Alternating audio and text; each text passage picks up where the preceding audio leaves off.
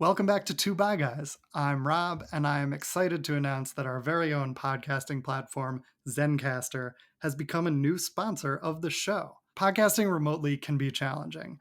I should know, but it doesn't have to be. Zencastr's all-in-one web-based solution makes the process quick and painless, the way it should be. I've been using Zencastr for Two Bi Guys for the last 2 seasons now, and it really has done that. It has made everything so much easier. I meet my guests at zencastr.com. There's a little green room so we can chat, we can go over everything. I press record and we start recording right in the same web browser. And then we chat, we can see each other on video, we can record video if we want, we can type notes to each other. It's got all the features you need. Plus, it's recording our audio locally. So it's recording my audio on my computer and my guest's audio on my guest's computer. And that's how Zencastr gives you studio quality sound. It really sounds like you're in the same room with your guest, even though you're not. Zencastr does post-production on the audio files, so it mixes the sound, syncs the sound, it removes background noise. All these things that used to take up a lot of my time and effort, now I can put that time and effort into the content of the show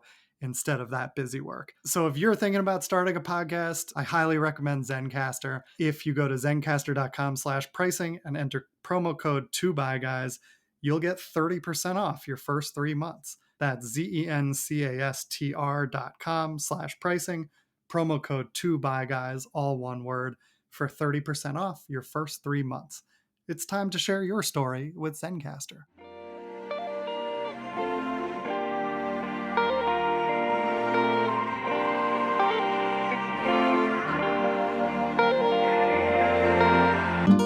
Hello, and welcome to Two Bi Guys. I am Rob. I'm excited for this interview today. We've done a lot of theory and identity discussions on Two Bi Guys, and today we're going to talk about that, but also about sex and intimacy and actual nitty-gritty stuff, I think. I'm here today with Court Vox. He is a certified somatic sex educator, a sex and intimacy coach, a surrogate partner intern, and the founder of The Body Vox, through which he coaches clients one-on-one, hosts workshops and retreats across the US, and works as a practitioner for Back to the Body sensuous retreats for women. He is a guide and resource to individuals of all bodies and orientations, including people in relationships and groups who are ready to find healing with embodied pleasure and to find a more truthful expression of self. So welcome to Two Bi Guys, Court Vox. Thank you so much. Who is that bio about? Man, that's a great bio. I want to meet that guy.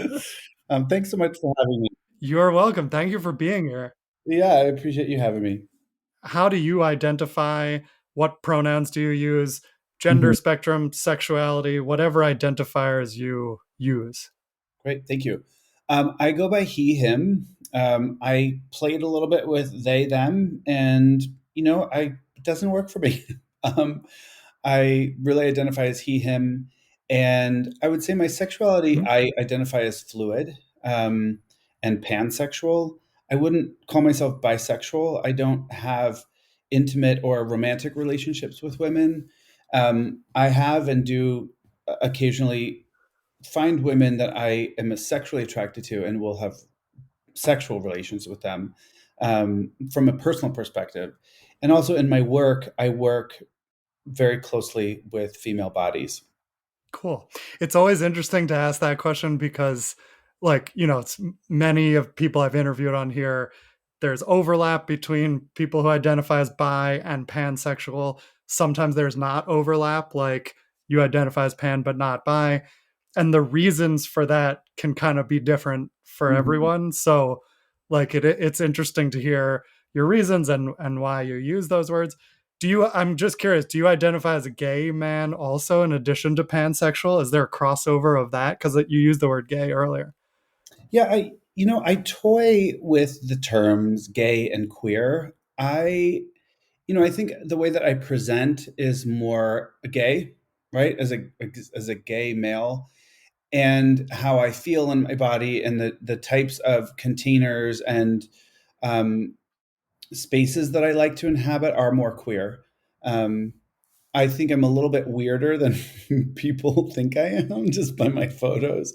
And I think, the word the word queer and the concept of queer appeals to me a lot more than being a gay man. Yeah. It's too bad that my co-host Alex couldn't isn't here for this interview. He's been taking a step back from the podcast a little because he's working at the Trevor Project, but his story sounds similar to yours, or like at least his sense of identity. Because I identified as straight for a while before I kind of came out as bi and explored with men. Alex identified as gay, but then kind of realized that was boxing him in and prefers to use the word queer mostly more than anything else. Like, did that evolve for you also over time? Yeah, I think specifically when I started to study this work and be more involved and connected to my body and my own eroticism, I started to feel like the boxes were it was too much of a box, and the inquiry became why not? Like, why not explore other body types, and not just other body types, but the spirit that inhabits those bodies, right?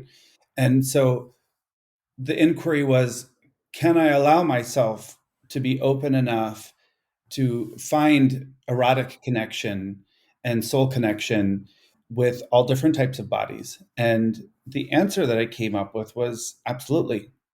Cool. And so did you do that in like your personal life before you made it a profession, or and like how did you approach that? Like how did you do that? How did I do that? It's like easier said than done. I did it by exploring. Uh-huh.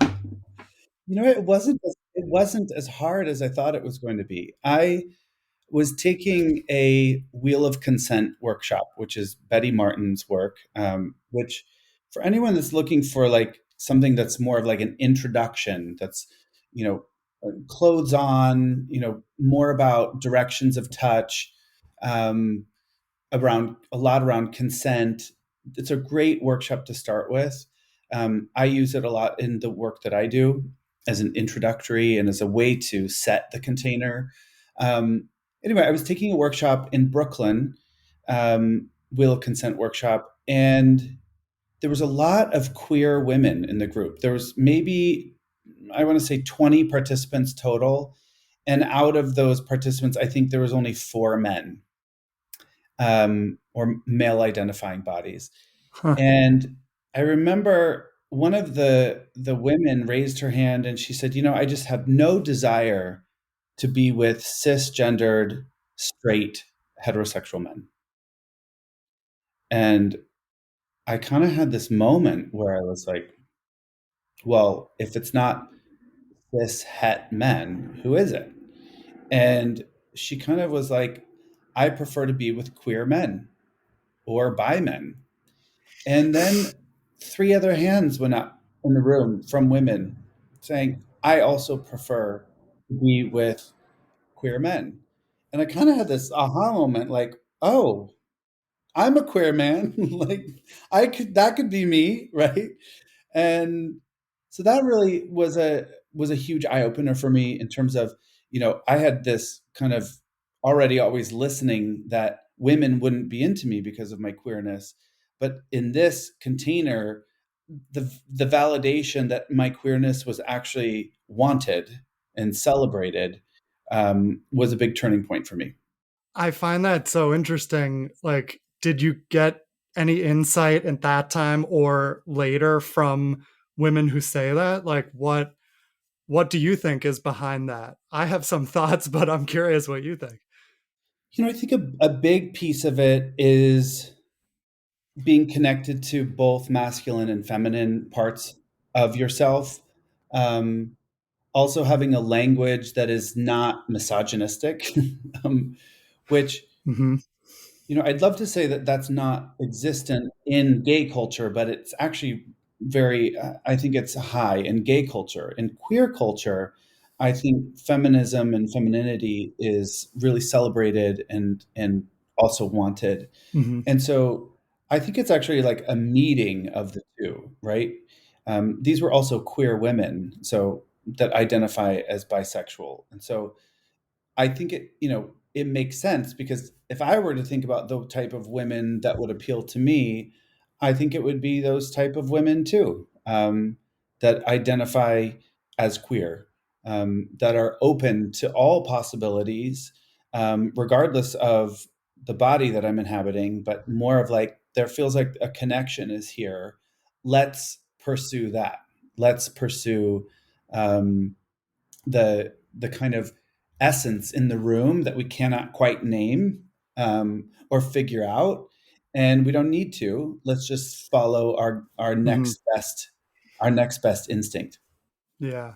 That makes a lot of sense to me, and I think for me there was something about queerness that really forced me to like interrogate my attractions and desires and everything in a way that it wasn't binary, like I like this gender or that gender. That, maybe if people identify gay early, get locked in too. And queerness and thinking about the expansiveness of queerness really like forces you to try things out and see what works and what doesn't and why, and everything on like a spectrum, and as opposed to like disqualifiers. Yeah, I think being queer also is a little bit of like it's a fuck you to society, right? Yeah. I feel like gayness has become something that's almost like accepted in mainstream culture. It's been presented in television and film. Um, you know, I call it, I have a name for it. It's homonormative. Hmm. And it's this kind of mimicking of heterosexuality that gay people have moved into, which is like this very like, we're married, we have children, we have a dog, we have a house. And it's like, great, you are accepted into mainstream culture and society.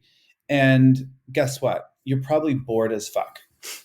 And I think, for some people that works really well, and I don't want to dog on it, but a lot of times it's like, what are we striving for exactly? And like, why? Hmm. Why do we have to have this when really queerness, there's so much more exploration in queerness. Yeah, interesting. I agree. I think queerness is sort of about pushing boundaries within yourself, within society, whatever the boundaries are, and as we expand it, we're going to keep pushing those boundaries, hopefully.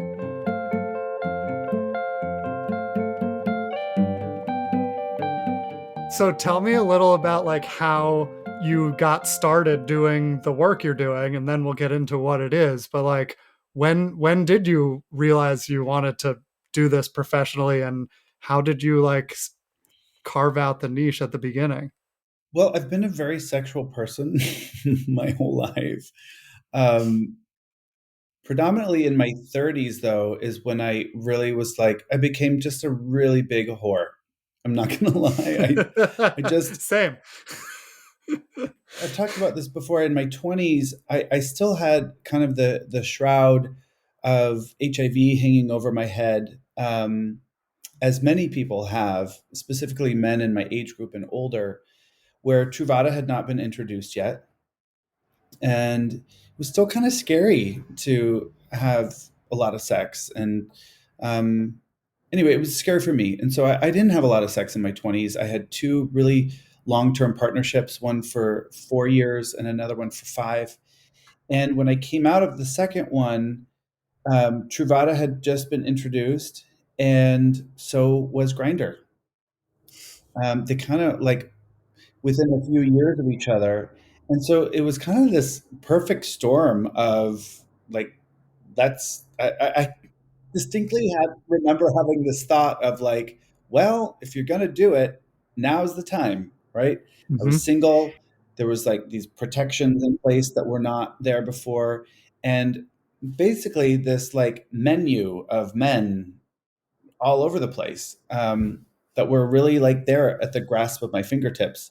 Um, so that was a big part of my journey.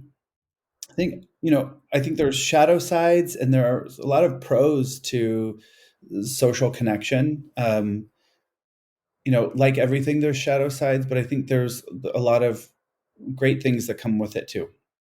Anyway, that was the long version. I was studying, and I still study shibari rope bondage, and I was practicing with a woman at the time who was a psychotherapist, and I was working at Disney and really kind of looking to leave. And I was talking to her and she said, "Well, what do you want to do?" And I said, "I'd like to be a sex therapist, but not one that just talks to people. I want to be one that facilitates learning through the body and through body based exercises and touch." And I said, "But I don't think that exists." And she said, "Have you heard of sexological bodywork?" And at the time, I had not. And immediately I left and I was in my car. I Googled it. And I think within a week, I had signed up for that training course, and then spent the next 2 years studying while I was working. And I also, in that time, became a surrogate partner intern. Um, and I've studied Tantra, continued to study Shibari rope bondage and other forms of BDSM. And really, from all those things, have crafted what is now my offering. Um, Another big piece of my journey was working with my teaching partner, Pamela Madsen. And really, um, she has mentored me in a really immense way, not only in kind of our practice, but in business. Um, and I owe her a great deal in terms of what I offer my clients today. What is a surrogate partner intern? Mm.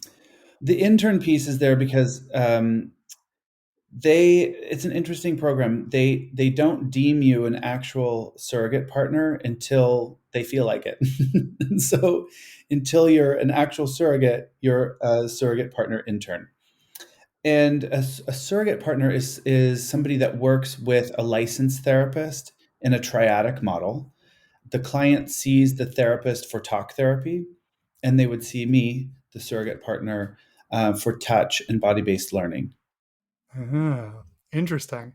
Okay, Mhm. so is that a lot of the one-on-one stuff you do? Is that through that title? And like, can you tell us about how that works? So I don't see a lot of surrogate partner clients, mostly because I travel a great deal, and the format in which I work, which is in immersion, is usually for like 3 days at a time. Hmm. And a lot of times, surrogate clients need something that's more consistent. So to come one week and then come next week, and my schedule just doesn't allow for that. Um, but the types of clients that I have seen and are the most common clients that come to surrogacy are latent virgins. So they are 26, 30, 40, 50, 60, 70 year olds who Hmm. are virgins. Um, and normally that is because of a specific reason or experience or instance that has kept them from moving forward. And so it's a very slow and patient process most of the time, where we're kind of recalibrating the body, and specifically working through traumas that have kept them from experience this thus far. Hmm. Interesting. I read that Grinder piece where the reporter did a session with you, and he didn't reveal your methods, but he talked about some of the things that were sort of blocking him in sex. One of them was like feeling worthy and Mhm. not feeling worthy, and how to cultivate that sense of worth, and that we deserve to be touched and feel good. And I think a lot of people, myself included, have that feeling in sex of like wanting to please the other person and thinking about their needs and not always being in touch with your own needs. Is that a common thing you see? And like, what are the other kinds of things are blocking people when they need some help from you? So that is a really big one. Worrying about other people's pleasure before yours. And the interesting thing about that is if just take two people in an erotic situation, right? And you are worried about the other person's pleasure and they're worried about your pleasure, that's like a head thing. You're in your head. You're not in your body. You're not in your physical pleasure body. And so no one is walking away feeling satiated. Like as my teaching partner Pamela Madsen says, you're paying out of each other's piggy banks, which is, you know, let them take care of themselves. You worry about your pleasure. And oftentimes it's a lot harder, specifically for men, to worry about their own pleasure. And a lot of times it's like, I don't even know what my pleasure is. I don't know where I like to be touched. I don't know how I like to be touched. Um, and so a lot of the work that I do is exploration in that. You know, how do you like to be touched? Did you know that this sensation existed? Are you turned on by words and narrative? Is fantasy play exciting for you? What about role play? Do you like to be spanked? Do you like featherlight touch? What if I whisper in your ear? Is that exciting for you? It's like a little bit of a menu of like what's possible for you. I think a lot of people come in and they're like, I don't even know, I don't know what I don't know, right? Right. And so Yeah. a lot of it's what happens is I present things like, well, I'm hearing you say this, and I'm hearing a desire for this. What if we tried this exercise? How does that resonate with you? Well, not so much. Great. How about this exercise? Yeah, that sounds exciting. Let's do that. And so it is a little bit of trial and error. Everything that I do is an experiment. Um, I think that's also challenging for men is that they're in just in our culture in general, they want to, it's like a pass fail, right? I want to do really good at this. I want to be the best. Hmm. What's next? How much can I learn? You know, and for men, it's like we got to slow down a little bit. This is not about checking things off the box. It's about can you sit with this long enough to not just understand it in your mental brain, but to feel it in your body so that the two connect and you go, oh, yes, this is what I'm looking for. This is what I've been trying to put words around, you know? Um, so I think that is a big issue with men. Being anxious is another one, trying to get things right. And when I look at the like some of the physical things that men come in talking about, whether that's disconnection from their body, rapid ejaculation, you know, not being able to get hard as much as they want to, it all comes down to a lot of anxiety and a lot of feeling pressure. And with rapid ejaculation in particular, it's like the body is basically like, how quickly can we get this over with so I can leave? That's the message in the body. And Hmm. so the work is really about can you stay in this a little bit longer? It's uncomfortable. Yep, it's uncomfortable. Can you stay in a little bit longer? Can we find pleasure here? Yeah. That really resonates with me because especially before I came out as bi, like when I identified as straight, I really felt that kind of pressure and performance anxiety and like I want to do this right and perform well and like be hard and come and then we're done and like it was very about that end goal and not about the fun stuff you could do to get there, or maybe you even don't get there and you just do other stuff which can be fun. And really only when I started exploring with guys did I learn how to do that and how to talk about that. But then I realized I could do that with women too. There's no reason you can't. I was just locked into these sort of gender roles and expectations that I thought were there of me. Like, do you see that maybe more with straight men? I don't know if you work with any straight men or if it's all queer men, but like, do you see gender coming into play with that anxiety or expectations? Yeah, I think you know, I have worked and continue to work with straight couples as well as gay couples. I think that the anxiety or the anxiousness and the willingness to please does not have gender bias. It runs there's a through line of that with everyone. everyone wants to feel like they have offered something to their partner.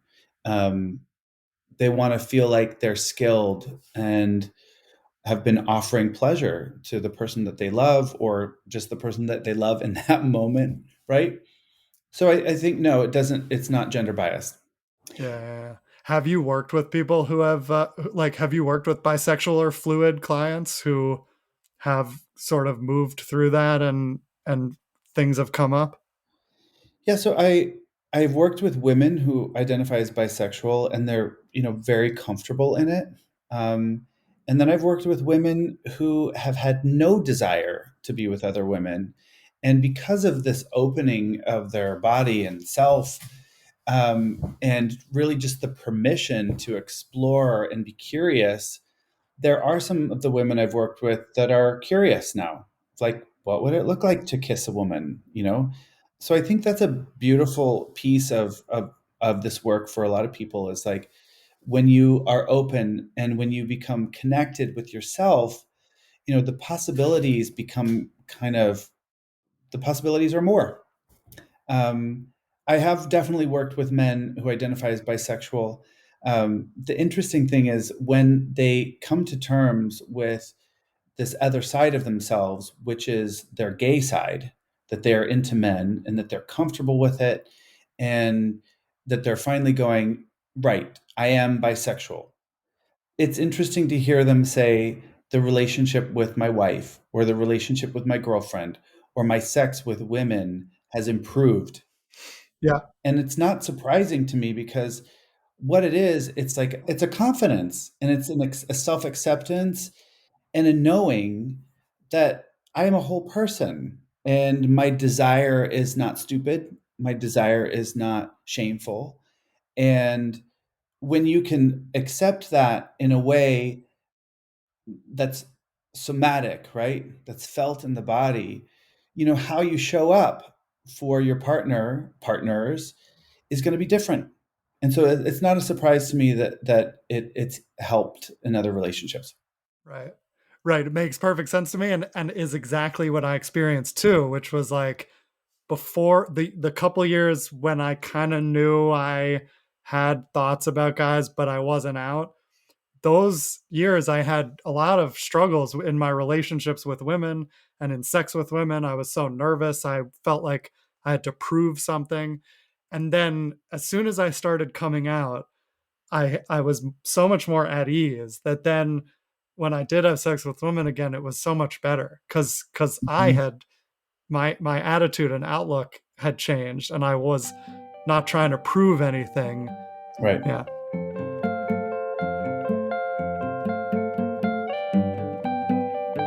Support for Two Bi Guys is brought to you by Manscaped, the best in men's below the waist grooming champions of the world. I love that every time I read it. Manscaped offers precision engineered tools for your family jewels. Now, last season, I told you about the Lawnmower 4.0, their fourth generation trimmer for down there, and that's great. Highly recommend it. You can have smooth balls, it's really nice. This podcast is about openness and curiosity and trying new things. And so, if you haven't shaved your balls, like, gotta do everything once, try it. You may love it. That's what I found. I didn't think I would ever do it. And then they sent me one of these because of this podcast, and I actually like it. Now I'm a convert. Then they sent me a new thing.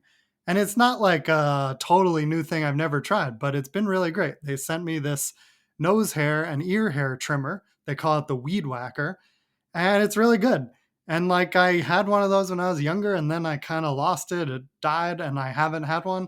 And I just used those little scissors inside your nose, and like that's so annoying, and it takes a long time, and it's hard to get it all. And we deserve better than the little scissors for your nose and ear hair. Use the Manscaped Weed Whacker. It's much better. It's very easy. It charges up. You stick it in. You never cut yourself. And if you have one on hand, you'll use it a lot, which is important because my nose hair grows pretty quickly these days. And now you can get 20% off and free shipping with the code 2BYGUYS at manscaped.com. That's 20% off with free shipping worldwide at manscaped.com if you use the code 2BYGUYS, all one word. Unlock your confidence and always use the right tools for the job with Manscaped.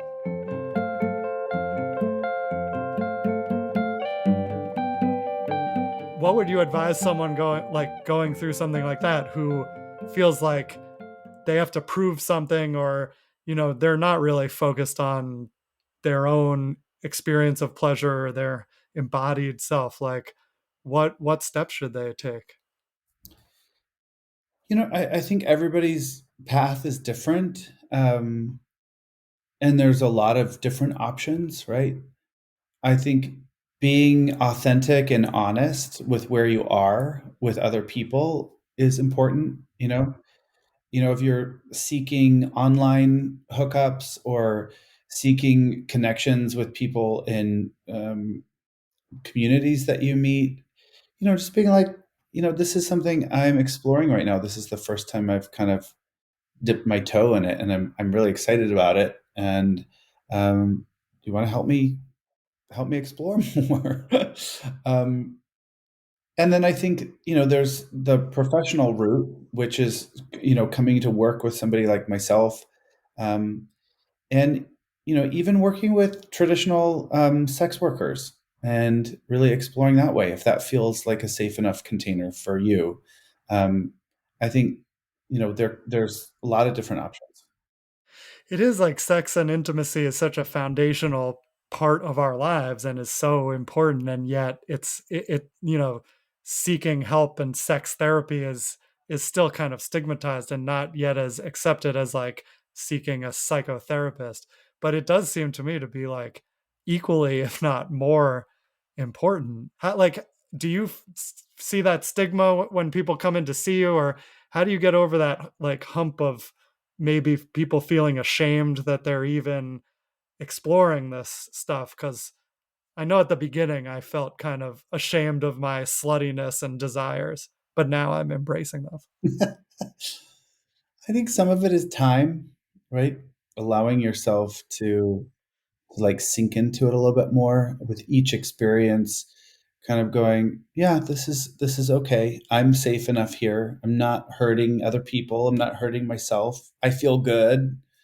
Those are important awarenesses to have. I think people feel a lot of different ways when they come to work with me. I'd like to use the word nersited, which is like a combination of nervous and excited, right? Because many people know why they're coming, and they know a little bit about me, but they don't know exactly what we're going to be doing together. And to be honest, a lot of times I don't either. Um, it's Yeah. a lot of like creativity, a lot of taking information as it comes in, and then pivoting. Right? I always put together a kind of a curriculum for the time that I'm working with someone. And most of the time, by the end of day one, I have changed it completely. And it continues to change based on, the information that's coming in. And that's kind of the beautiful thing about working with somebody one on one. Cool. I think I didn't answer your question. I think to answer your question, it's a lot of permissioning people over and over again. People get the sense like, oh, this is a safe place to explore. This is a safe space to share. I don't have to be mindful of my words here. I don't have to worry if court is going to judge me. It's a really a judgment free space. And that starts at the very first intake call when somebody reaches out and we have a discussion. It starts there, not when they walk in my door. It started way before they've even showed up. So we've talked a lot about the one-on-one stuff you do. Tell us a little about the group workshops you run. How are those a different experience for people that participate, or what can a group experience unlock for people that maybe isn't necessarily unlocked individually? So I think there's definitely pros to both. Some of the men that I work with one on one in private, they're higher profile humans, and they don't want to be sharing this experience with other people, because there is a fear that it would get out past this container. Mhm. But I think one of the biggest reasons to work in a group space is to heal relationships with other men, and and also foster community with one another. I think what's interesting about gay men is that they can be really mean. Gay men can be really mean, and there is a sort of fear that exists, um, myself included, about walking into a really big gay space and being surrounded by all these people that are potentially judging you. And so to create a space that's like, we're not doing that here. We are actually here to be open with one another. Vulnerability is wanted and accepted and invited. Your sensitivity is welcome here.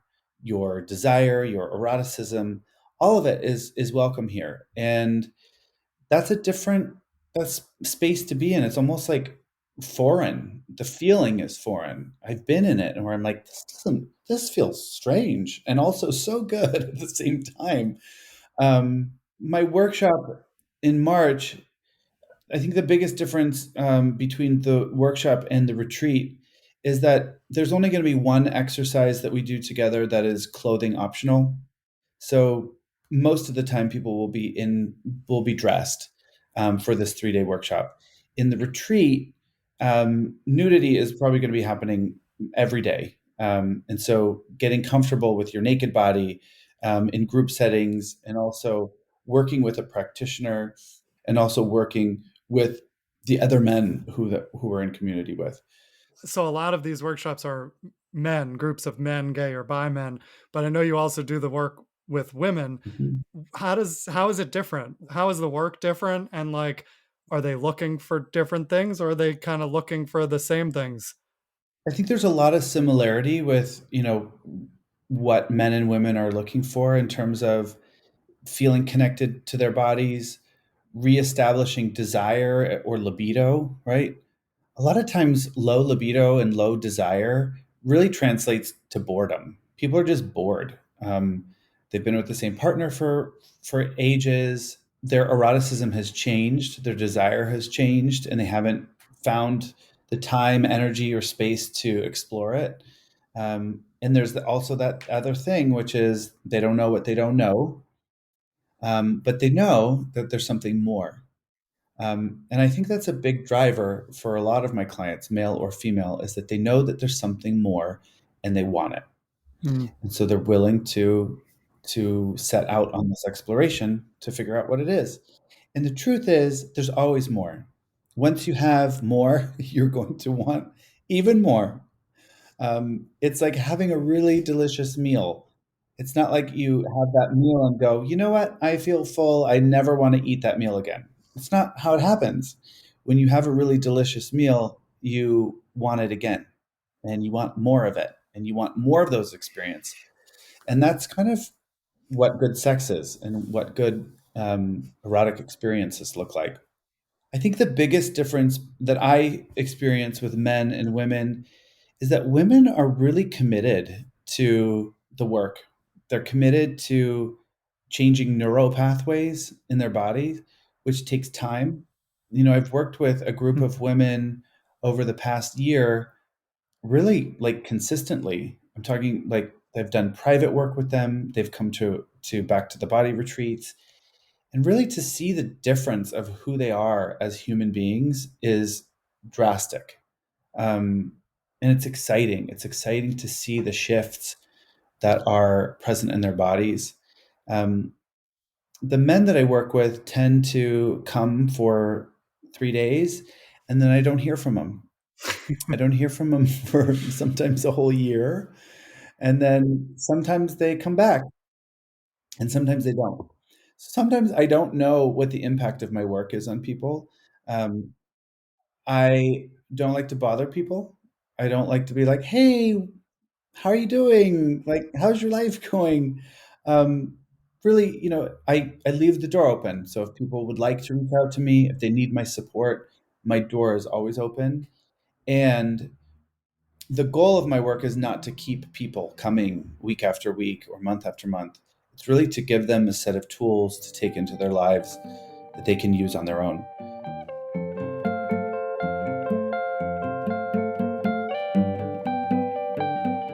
I have a handful of listener questions. Want to hear some of those?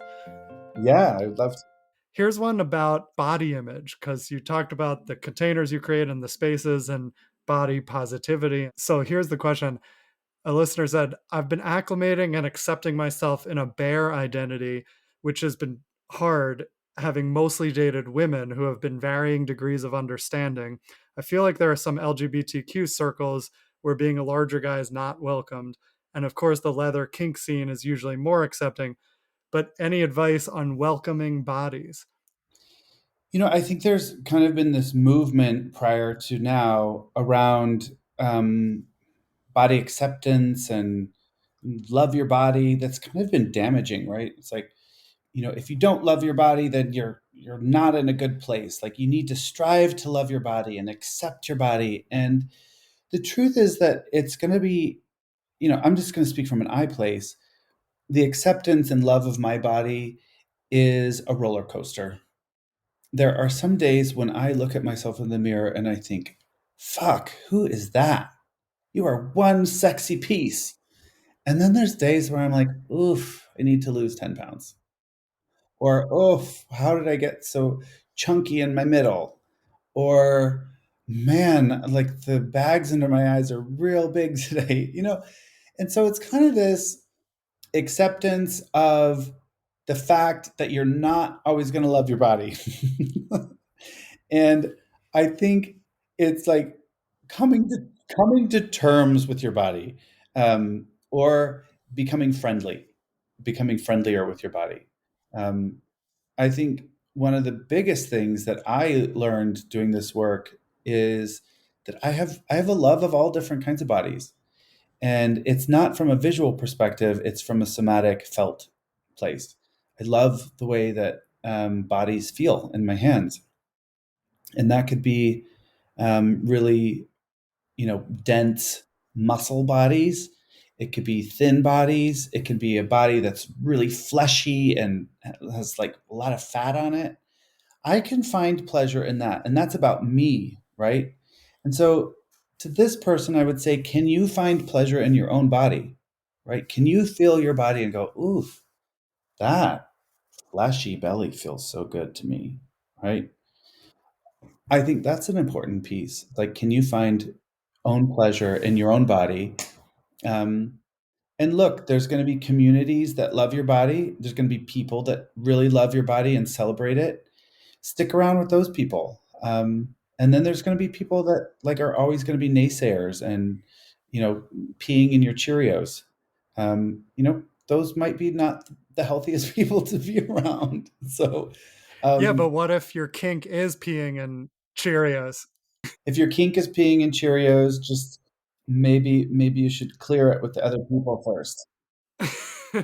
Yes, consent before peeing in the Cheerios, always. Um, Yes. I've never heard that, but that's a nice way to talk about don't yuck someone's yum or something like that.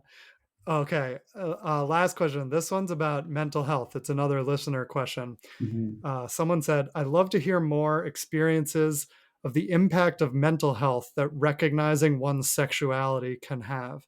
I know for me, it's been a huge step forward in me processing my anxiety and self worth.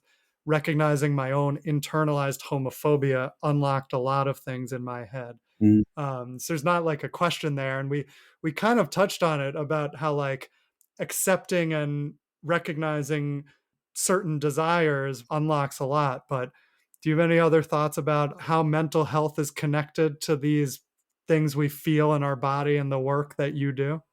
Yeah, I mean, I think, as you connect more and more with your body, and, he named or they named internalized homophobia. And I'm going to actually include internalized misogyny. I'm going to include internalized racism. These are all things that live in our bodies. There's an incredible book called My Grandmother's Hands by Resma Menachem, which talks about internalized racism, and how it's somatically held in our bodies. I highly recommend that book. But it's this sense of like having an awareness of all these like scripts around us that have been implemented, that have been learned, really. And it's kind of a reclamation of things that are yours, and it's an inquiry to ask yourself, is this mine? Am I racist because this is my story? Or is it because it's something I learned? Am I misogynist because this is something I learned? Or is this who I am? Am I homophobic because this is something I learned and who I learned it from? Or is this something that is mine? Right. And so it's kind of a inquiry of reclamation of like, what is mine? Right. And, just as you stated, coming into your bisexuality and accepting that was a reclamation of what was yours, was always yours.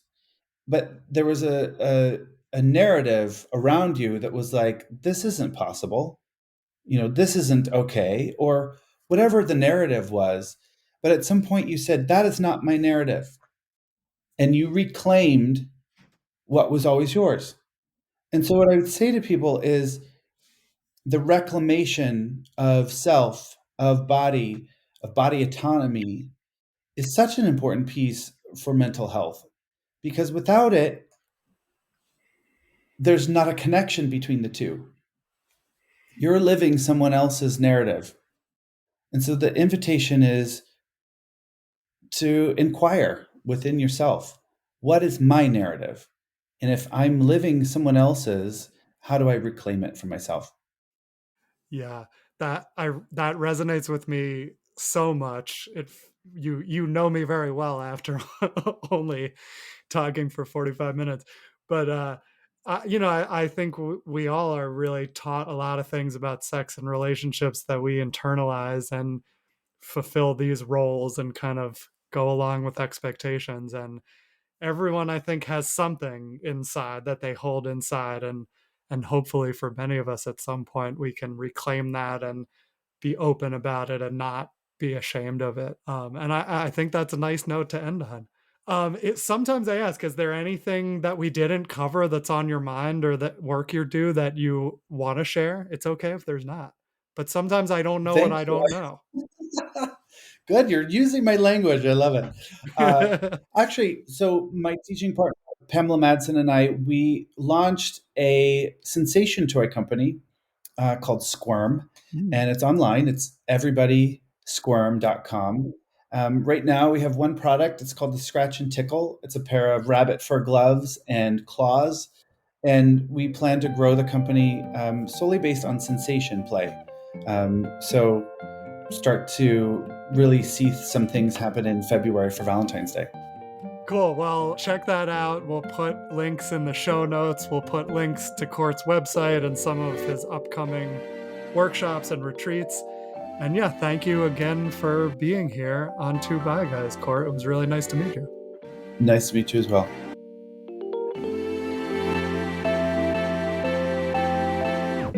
Two Bye Guys is edited and produced by me, Rob Cohen, and it was created by me and Alex Boyd. Our music is by Ross Mincer, our logo art is by Kaitlin Weinman, and we are supported by the Gotham, formerly IFP. Thanks for listening to Two Bye Guys.